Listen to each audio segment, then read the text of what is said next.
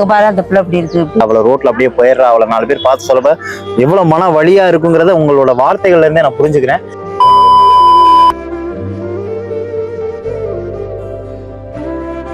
தாயா உங்களை பாக்குறப்ப ரொம்ப சந்தோஷமா இருக்கு. குழந்தைங்க எப்படி இருந்தாலும் சில பேர் வந்து ஒதுக்குற தாய்ங்க மத்தியில பொண்ணுக்காக குப்பை கூட தயங்காம எடுத்து அந்த பொண்ணை வளர்க்கணும்னு நினைக்கிறீங்க. வீட்டுக்கார் சப்போர்ட் இல்லாம வளர்க்குறீங்க பாருங்க, அதுக்கு முதல்ல என் மனசார பெரிய வாழ்த்துக்கள் உங்களுக்கு.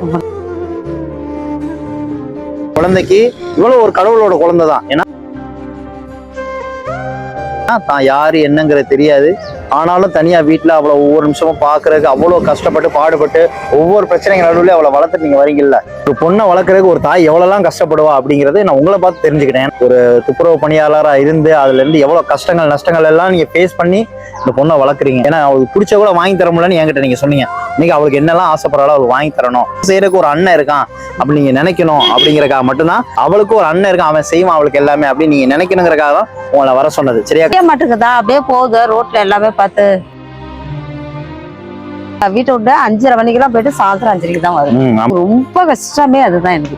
குழந்தைக்கு அந்த பீரியட்ஸ் ஆறது இது கூட தெரியல, அவளை ரோட்ல அப்படியே போயிடுறா, அவளை 4 பேர் பார்த்து சொல்லப்ப எவ்வளவு மன வலியா இருக்குங்கிறத உங்களோட வார்த்தைகள்ல இருந்தே நான் புரிஞ்சுக்கிறேன். முதல்ல நான் மனசார பெரிய நன்றி சொல்லிக்கிறேன். நீங்க எதை நினைச்சு கவலைப்படக்கூடாது. உங்களுக்கு ஒரு பையனா நான் இருக்கேன். சரியாக அவளுக்கு என்ன கஷ்டம்னாலும் மாசம் அவளுக்கு இனிமே நான் உதவி நான் செய்ய போறதை நிறுத்துறதே கிடையாது, நிறுத்த போறதும் கிடையாது இனிமே. சரியா அவளுக்கு நான் செய்வேன். எப்படி இருக்கா?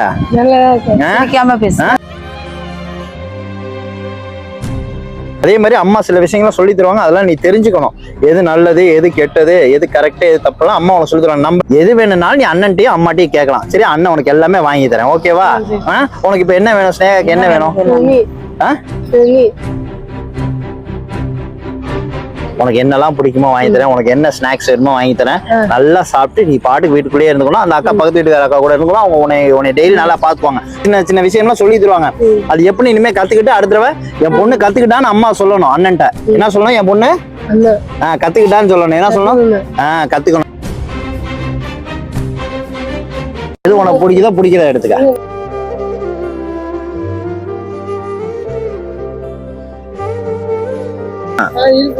எது அந்த ரசா? சரி எடுத்துக்க, அதை எடுத்துக்க, அதை எடுத்துக்க.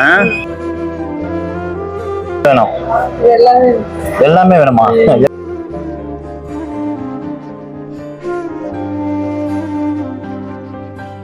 ஆசைப்பட்ட மாதிரியே அவளுக்கு ட்ரெஸ் இருந்தாங்க, புது ட்ரெஸ். இந்த ஸ்நாக்ஸ் கேட்டதுல எல்லா ஸ்நாக்ஸ் இருக்கு. சரியா ஸ்னேகா? உனக்கு கேட்டதெல்லாம் கிடைச்சதா? ஹாப்பியா?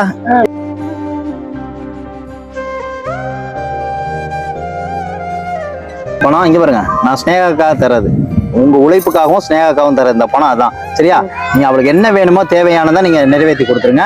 எது வேணும்னாலும் ஏதாவது குடும்ப கஷ்டம்னாலும் ஒரு மகன் இருக்கான்னு நினைச்சுக்கோங்க. நீங்க எப்பனாலும் எனக்கு கால் பண்ணலாம், எனக்கு எதனாலும் நீங்க சொல்லலாம். சரியா? நான் வந்து பாத்துக்கிறேன். சரியா? முடிஞ்ச அளவுக்கு உங்களால முடிஞ்சா மாசம் உதவி பண்ணுங்க. கண்டிப்பா